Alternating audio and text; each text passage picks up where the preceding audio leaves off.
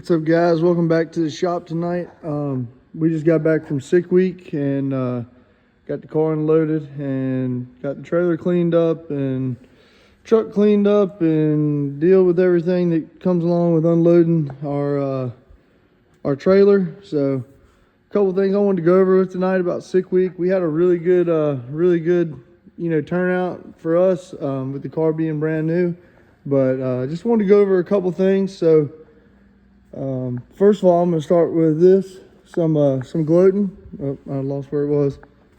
We brought home a guitar, so this will not be its official resting place, but got it laid here, and this is so cool. I just want to say I always wanted a guitar. I really didn't think I'd ever get one, or especially not at 24 years old, so I'm super happy about that.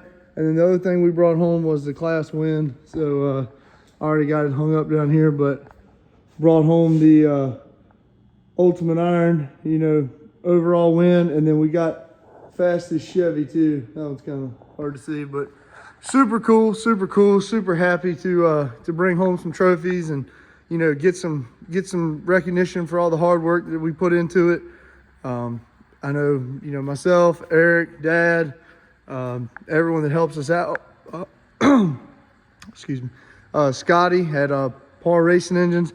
He built us a bad unit to go in this thing, so super happy about that. Mark, M&M Transmissions, Driven Oil, just everyone who helps us out. Matt at ProFab, he did the turbo kit, and it turned out amazing. Had zero issues with any of this stuff. Really and truthfully, would have been a flawless week if it wasn't for one little thing that was kind of like a snowball. So that's what I wanted to get on here tonight, talk to y'all about. I got my stuff all spread out where I'm still working and unloading, but I just wanted to jump on here and show y'all this because it's something that I was aware of but never that critical of. So as you can see, this is a U-joint, obviously, or part of a U-joint, and these are U-bolt caps or U-bolt straps. This one's bent, and this one is slightly bent but cracked. So this is what I wanted to jump on here tonight. It's going to be hard to see, but if you look, especially right there, it's a good angle. See these two over here next to my finger, and even that one in the middle, they're flat. I could try to dig one out of here, but they're flat. Anyway, there's a clear, about half of it is just gone. It's flat. And then if you look here on the side of this U-bolt cap, it's got a lot of heat in it. You can see the marks from the heat. And obviously, from the outside, you can tell it failed. So what I believe happened, day 2 at Bradenton, we had driven for 4 hours, or for longer than that, but it's a 4-hour drive by GPS. We had driven for probably 7 or 8 hours that night.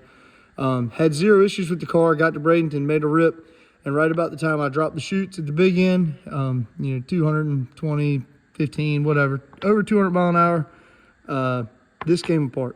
And when it came apart, I believe it was a failure because of how flat these are. So, like I said, it's I should have dug one out earlier, but these are just flat. This one you can kind of see.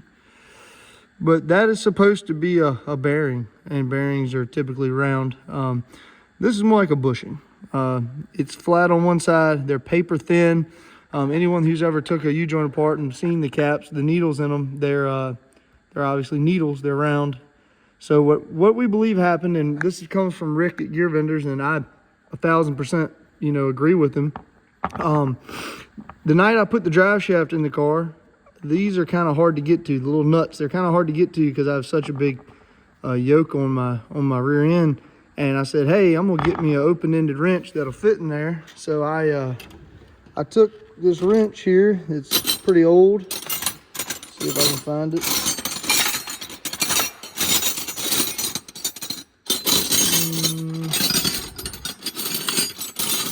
Here it is. So I took this here 9/16 wrench and I grinded her down nice and thin, this old Craftsman wrench, and made me a little custom tool there. And now what I could do is I could really get up in there where the U-joint is, or the strap bolt is, and really tighten that thing down. And I guess the amount of effort I'd put into making this fancy wrench, I said, I'm gonna get these things nice and secure. So I tightened them on up real good. And that's not the thing to do, guys. So you can over tighten them, and I had never thought about it, but it deformed this cap slightly. So if you can imagine this cap is a circle, and we just slightly turned it into an oval, and everything in here is tolerant so tight that when that became an oval, it stopped some of the bearings from turning as nicely as they'd want to. And I guess after, like I said, 7 or 8 hours of driving on the road, they probably had said, we're done turning, but there's grease in here, and we're just gonna let the U-joint do some milling. And it must have milled a little away and moved a little material around, and probably got hot as all dickens, because as you can see, I mean, that's a heat mark. I mean, that's clear as day a heat mark. And these are hardened, so they shatter. They don't, they don't necessarily tear. They definitely should shatter. As you can see, this side did. But this side, where it's nice and hot, you can see it actually pushed some of this metal out, and that's a sign that the hardness of it had gone away from the amount of heat. It kind of took some of the heat treating out of it and softened this thing up. So luckily, we got lucky that it came apart when it did. Had the parachutes out, and the car stayed nice and straight. I'll put a clip of it in here, and you can see the... Ram is running in our ultimate iron category, and he currently sits number 2 with a 688 and 214. He will line up here against Josh Davis. Davis behind the wheel of the car known as Big Earn. Devin, the head of HCR Innovations. He's a guy who likes to tune and set these cars up. He doesn't like to drive. More of the tuner style. Both of them hooked up good here. 112, 60-foot left side, 121 on the right side. Earn in front. 640 at 223 miles an hour for the Mustang convertible. In here, and you can see the tail of the car moving back and forth, and me, if you were inside the car, you'd hear me yelling on the radio to Eric that I thought the whole rear end was gone. It moved around so much and so violently. I figured it broke a drive shaft because I could hear it flailing around inside the car. But the rear end went to moving around a whole bunch because of this down here. So I was getting ready to throw these out the back door, and I thought about making this video here. So I'll grab these. This is the wishbone and the lower 4-link bar. And go in here to the kitchen. Just move some stuff around. But here we go. So this is the lower 4-link bar on the passenger side. And the cap, that's where the other cap that we couldn't find, that's where it hit. It put a, finger-sized hole, something else dinged around in this, and bent this thing straight up in the air. Got a sizable gap here, probably about 1.5 inches. So it bent that straight up, and then this was in the car mounted like this, and as you can see, it came down, hit in here, ripped all this off, bent this thing into, this was flat at one point. It's no longer flat, but bent this up, bent this thing all cattywampus, and it ripped this off. So we stacked some nuts and welded some stuff on to get us to the next track. Luckily, we had made a good pass on the second day, our first run. But when this broke, this is what squares the rear end in the car, side to side. And so once this was dragging the ground, and it was dragging the ground, it rode on the asphalt for the last, couple hundred feet. But once that was dragging the ground, no longer connected to the rear had the freedom to move, 7-8 inches in either direction, which made the car somewhat unpredictable. So we welded that back together. We drove on the street the whole second day with this. I mean, it's fine. It's, going down the road, I'm not too terribly concerned about it. But we took it easy, no sharp turns, and, limped it on in. And luckily, Cameron Johnson at Cameron Johnson Race Cars down in Florida, they were at the event. They were super cool. We went over there and asked them for help, and he hooked us up with a brand new wishbone and 1 4-link bar for the car just to help get us through the event. And they actually had a guy who was, going back and forth. So they brought it to the track for us, and we were ready to go the next day.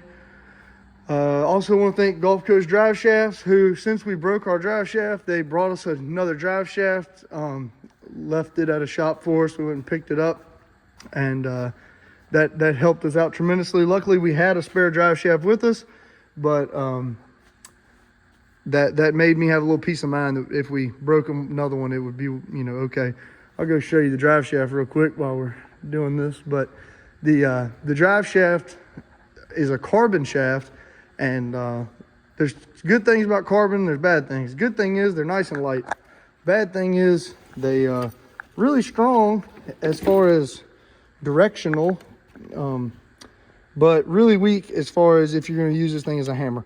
So this is the only part that was still in the car. The other half chased Josh down the track driving Big Earn.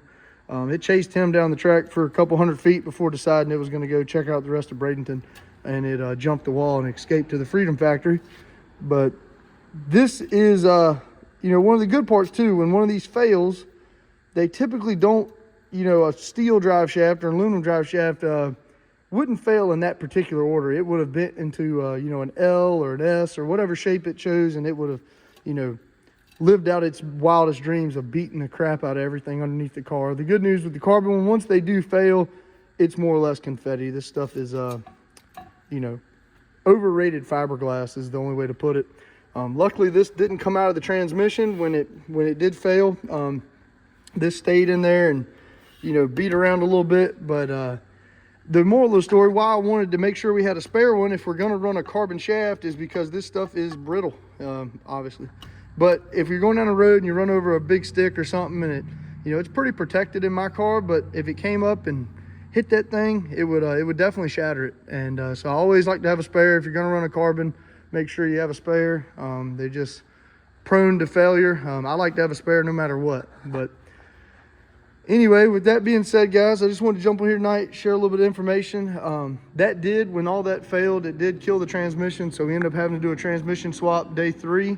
But that's kind of to be expected. If you rip a rear gear out, or you rip a drive shaft out, or if you have any sort of failure like that at any sort of speed, or even down low with just power from the motor going through the trans, it unloads the trans, and it definitely can tear up a lot of stuff in there. It'll roll sprags, it'll break bands, it just makes everything so get mad. So luckily, once again, being prepared, we brought a spare trans with us, and me and Eric popped it in the next morning with a minimal amount of cussing, and it was ready ready to go back to work. So day 3, we put everything back together, and after that, no issues whatsoever. So we got some things we want to change on the car as far as complaints and just being picky, but besides that, the car ran super good, and we had a real good showing.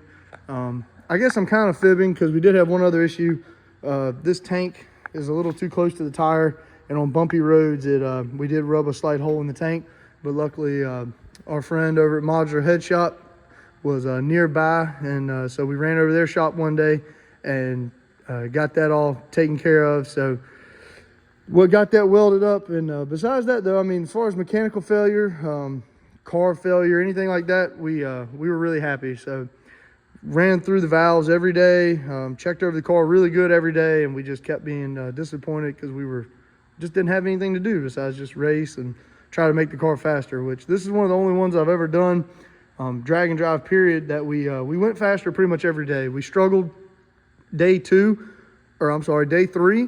just because this trans is a different ratio than my other one. So when you change transmission ratios, especially without a lot of data on the car, there's still only like 16 runs in the car since we swapped over, but with that limited amount of runs, it's just hard to have any sort of guess. So we guessed the tune-up twice, and then Eric Gold stuck it home, and we went a 50, I think we went a 50 day 3. So we definitely were happy with that, and car went a best of a 649 at 225 or 226.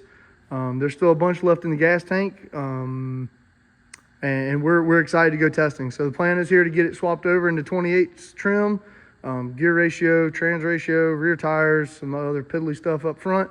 And then we're going to go do some testing for streetcar bragging rights. And then after that, it'll be Sick the Mag or Sick at the Rock. Both those events are at Rockingham. They're 28 style events, and we're going to try to be there. Do some heads up quarter-mile racing with the car, which is what I really enjoy. And, there's nothing as cool as Sickweek or Drag Week or anything like that. But as far as real racing, heads up quarter-mile racing, that's about as cool as it gets, especially with some stock-potted cars. So we definitely are happy with how it turned out. But we're always going to be looking for more. But with that being said, I just wanted to jump on here real quick tonight, share that little bit of information, and also give a big thank you to everyone who's, stood behind us, helped us. Eric for tuning and doing these things with me. And then I guess I also should thank my wife. She get a little upset, puts up quite a bit to do these, but that is what it is, guys. So with that being said, thank y'all for watching, and we'll see y'all at the next one.